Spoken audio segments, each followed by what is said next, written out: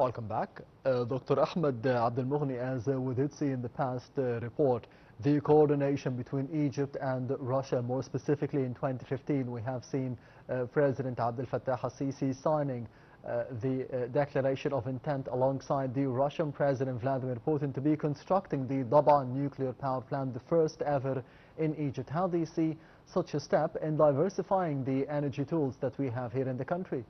It's a very strategic move, and the project will take 12 years with around 1.2 gigawatt of energy production. And the most important thing is to accentuate Egypt's reliance on renewable sources, which is now around 12% of the production capacity, and the aim of the country is to increase to 25% by 2030 and even up to 40% by 2040. So this is the general direction of the country and a very praised effort.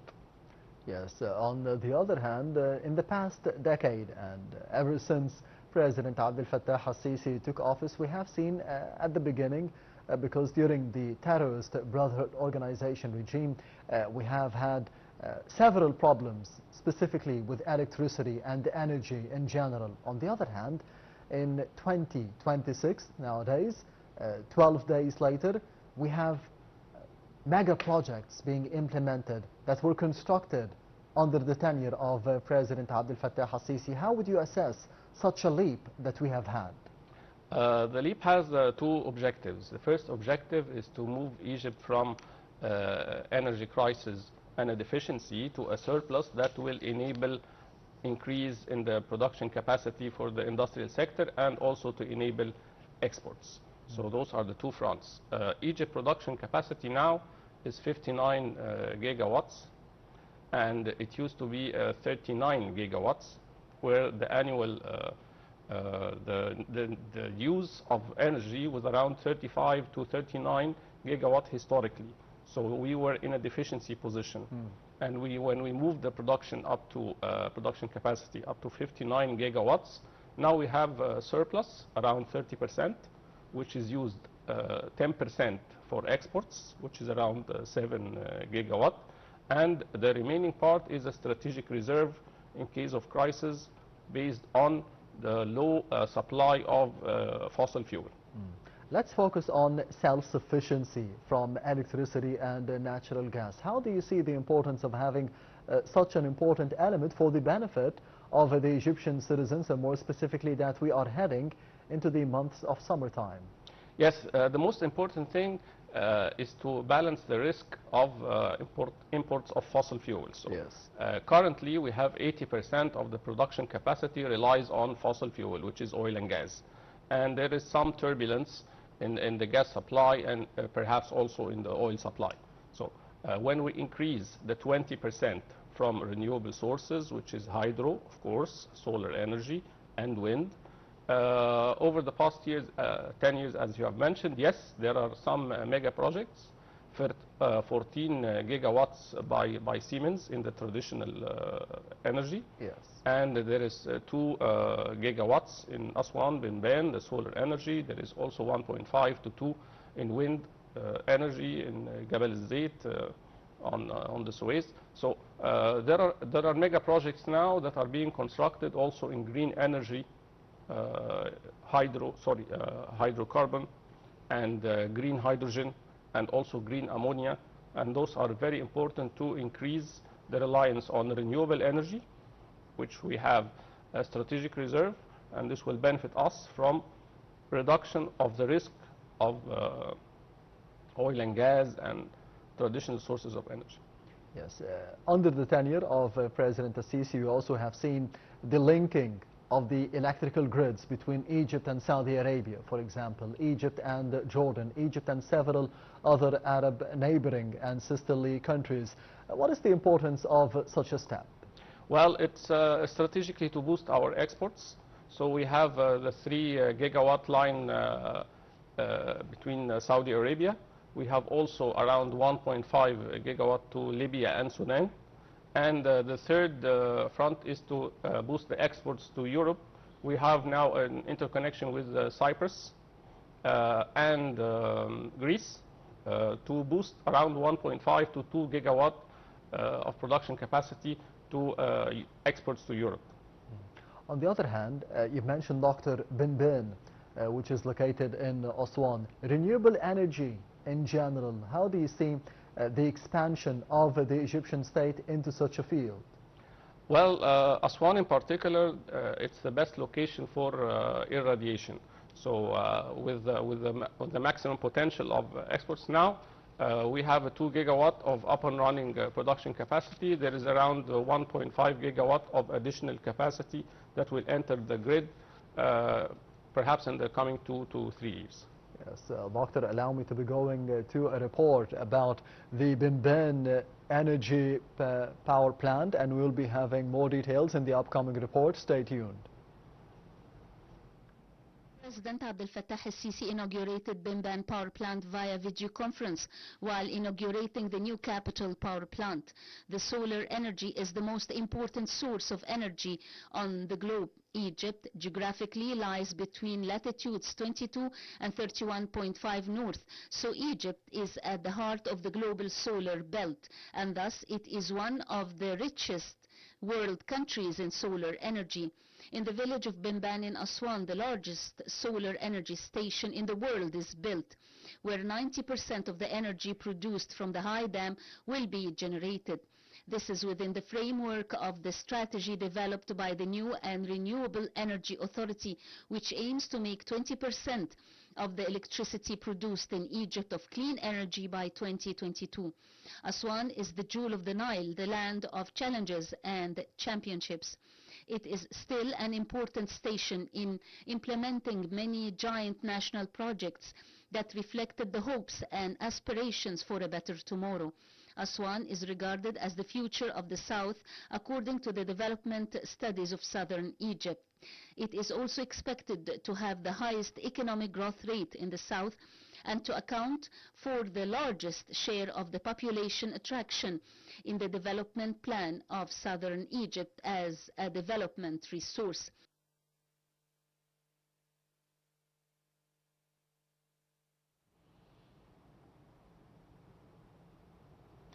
The importance of renewable energy in general, and more specifically, Dr. Ahmed Moughni, renewable energy in the solar power plants, as we have seen in the past report about Bin, which is located in South Aswan. How do you see the importance of going into this field? Strategically, it's very important. The first objective is to increase the reliance on renewable sources. And increase from 12% up to 25%, which is a strategic objective of the country. The second is to also alleviate or remove the detrimental effect on the environment, which is also very important. Yes, but what about natural gas? We have had the discovery of Dhuhr, natural gas field. How do you see the importance of natural gas in general and the discoveries that we have had in the past decade for the economic development of the country? It's very important, and we have a lot of investment from Eni, the Italian firm, and many other firms that focus on the production of gas, which is now increasing from 4% to about 7% of our energy requirements, and this is very important.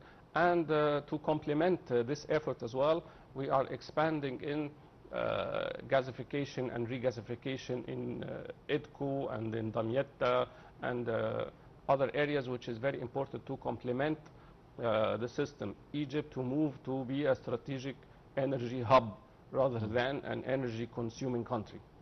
Yes, as an international investments consultant and an expert in this field, how do you see the energy field as a main field for attracting more investments, foreign direct investments from the outside world, and creating at the same time more jobs for the youth?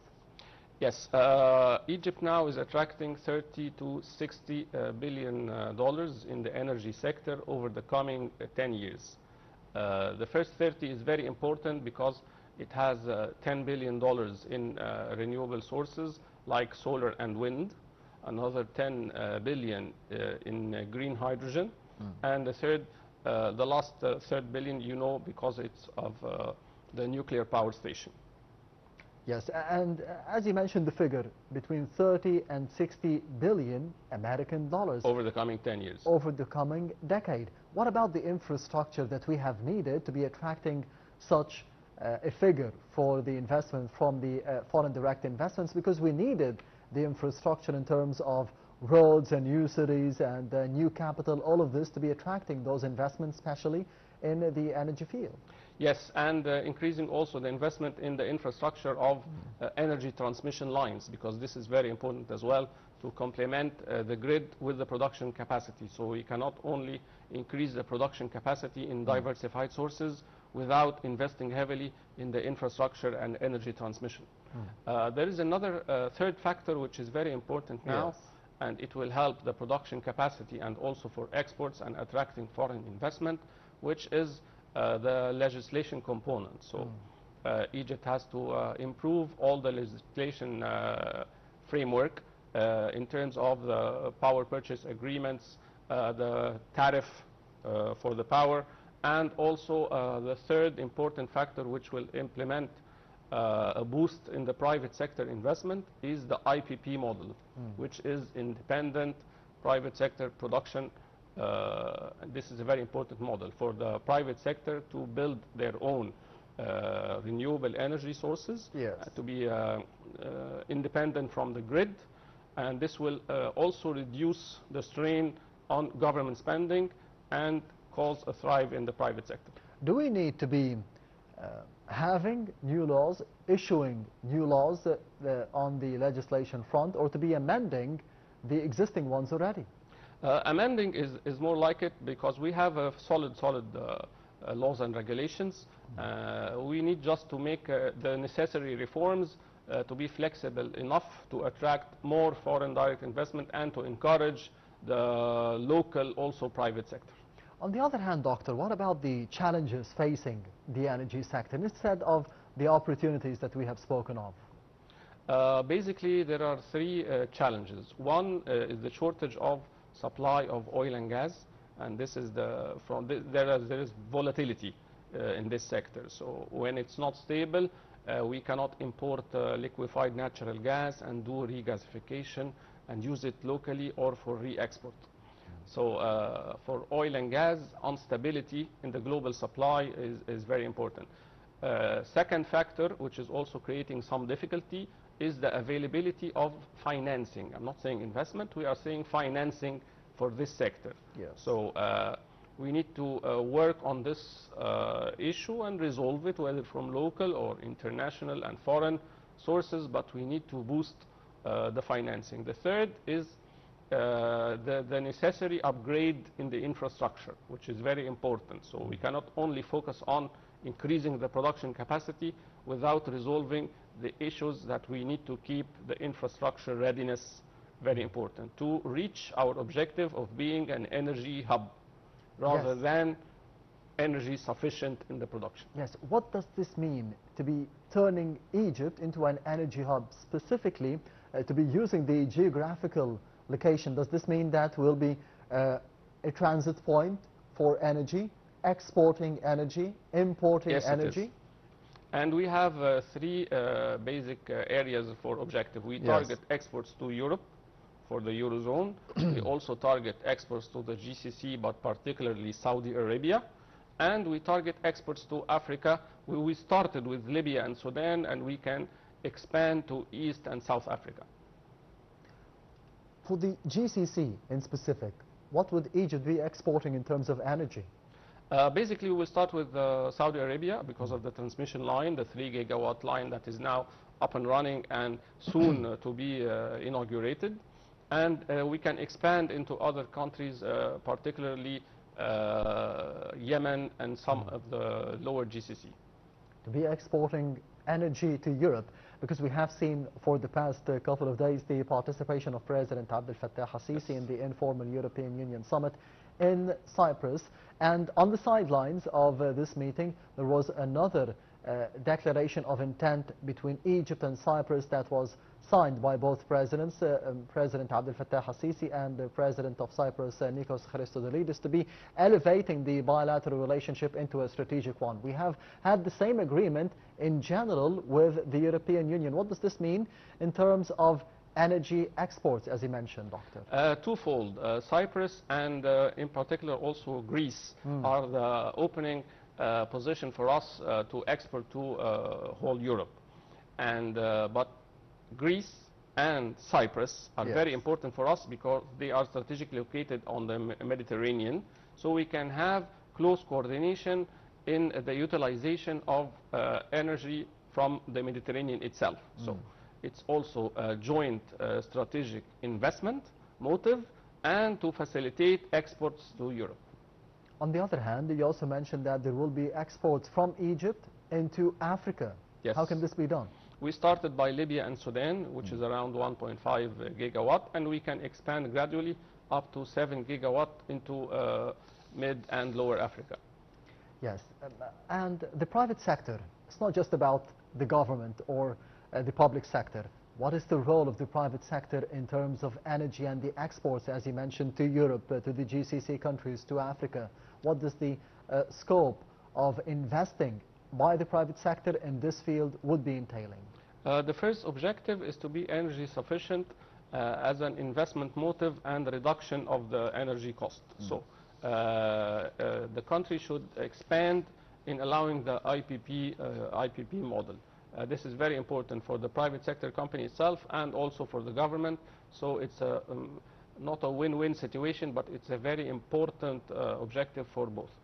The private sector will have its own investment, which is rewarding, and at the same time reduce energy cost, and the government will lower its budget in increasing the production capacity with cooperation and close coordination with the private sector needs. In the field of energy, do we need to be maximizing the role of the private sector? Yes, we do, because our objective, we have done a lot of achievements, but still we have our objectives that are not met. So our current production capacity is 59 gigawatts. We have a short-term objective by 2030 to reach 70 gigawatt. Government investment and FDI are very important, but if the private sector is not encouraging and participating, it will slow the growth. So the private sector readiness and support and also investment is very important to complement the growth efforts and to also show the whole country that the local investments believe in the importance of this strategic sector. Can you see the will of the private sector, that the private sector wants to be investing in energy? It is expanding. We have seen some of the leaders in the private sector talking about the IPP model, and they're encouraging government approvals for this model, and this is a tool to expand their interest in this particular sector. What about the other current objectives for the Egyptian government in this field, in the energy field? It's also important for the for youth and for job creation. So increasing the investment and increasing the energy production will also increase or will allow the expansion in the industrial sector. Particularly in the industries that use heavy reliance on energy. So like building materials and petrochemicals, and those are rely on energy production, and at the same time they have a lot of opportunity for job creation for our youth. Yes, Dr. Ahmed Abdel Moughni, the international investments expert, thank you very much for being with us tonight or today on The Breakfast Show. Thank you. Anytime. And we'll be having a quick break. Stay tuned.